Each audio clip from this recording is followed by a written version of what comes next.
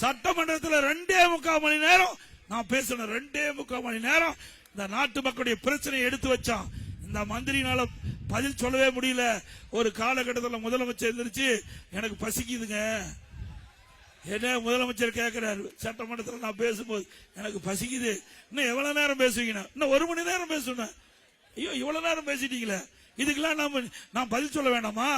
நீங்க கேட்ட கேள்விக்கெல்லாம் பதில் சொல்ல வீட்டில் போய் சாப்பிட்டு ஆறாமரை நீங்க கேட்ட கேள்விக்கெல்லாம் பதில் தயார் பண்ணி நாளைக்கு வந்து பதில் சொல்லுங்கிறார். அப்படின்னா எந்த அளவுக்கு அதிமுக பிரதான எதிர்க்கட்சியா இருந்து செயல்படுகிறது என்பதை மக்கள் புரிந்து கொள்ள வேண்டும். சரி, முதலமைச்சர் கேட்டா நான் இத்துடன் பேச்சை நிறுத்திக் கொள்ள முடிச்சிட்டேன். இப்படி அதிமுகவை பொறுத்த வரைக்கும் நான் மட்டுமில்ல, எங்க தொண்டன், என் கூட்டணி கட்சி தலைவர்கள், தொண்டர் அத்தனை பேரும் திறமையானவர்கள்.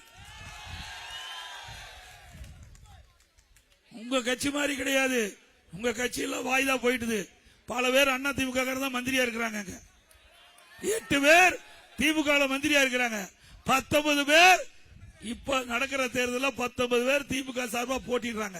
அங்கெல்லாம் செல்லாத நோட்டை எடுத்துருந்ததுலாம் அங்க பொறுக்கி வச்சுட்டு இருக்காரு. இப்படிப்பட்ட கட்சி வச்சுக்கிட்டு எங்களை பத்தி விமர்சனம் செய்யறார், டெல்லி பத்தி விமர்சனம் செய்யறார். அப்புறம் நான் டெல்லி போனா எடப்பாடி பழனிசாமி டெல்லிக்கு போறாருன்னு, நான் என்ன பாகிஸ்தானுக்கா போனேன்? டெல்லிக்கு தான் போனேன். டெல்லிக்கு போனாவே அதர்றாரு, என்ன நடக்குமோ என்று பதட்டப்படுறாரு. ஆக ஸ்டாலின் அவர்களே, எங்களுக்கு மடியில கனம் இல்ல, வழியில பயம் இல்ல. உங்களுக்கு மடியில கனம் இருக்குது, வழியில பயம் இருக்குது. டெல்லி போனாவே அதற்கு காரணம் என்ன?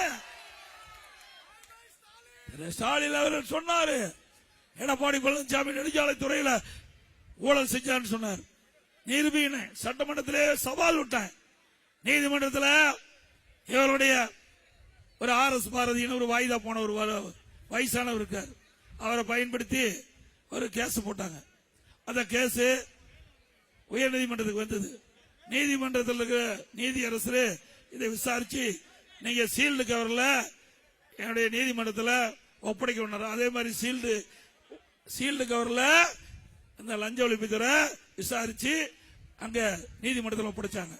அப்ப நீதியரசர் இதுல மேல இருந்த வாரியா குற்றம் இருக்கிறனால நான் சிபிஐக்கு விசாரிக்கிறேன். நான் டெல்லியில போய் தடையான வாங்கினேன். பிறகு திமுக ஆட்சிக்கு வந்தது. திமுக ஆட்சிக்கு வந்தவருக்கு மீண்டும் கேஸ் நடத்துறாங்க. சரி நடத்து, தமிழ்நாட்டுக்கு மீண்டும் உச்ச நீதிமன்றத்திலிருந்து சென்னை உயர்நீதிமன்றத்துக்கு அந்த வழக்கை மாத்தி விசாரிக்க சொன்னாங்க. அப்போ யார் கேஸ் போட்டாரோ அவர் வாபஸ் வாங்கணும் வந்துட்டார். 1,26,00,000 மனங்களை வென்ற தந்தி டிவி யூடியூப் சேனல். தவிர்க்க முடியாத தம்ப்நெயில்ஸ், கலக்கலான கான்டென்ட்ஸ். நீங்களும் இந்த குடும்பத்தில் இணைய இப்பவே சப்ஸ்கிரைப் பண்ணுங்க.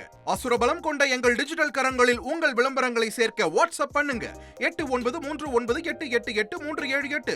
Email advtthanditv@dttv.in.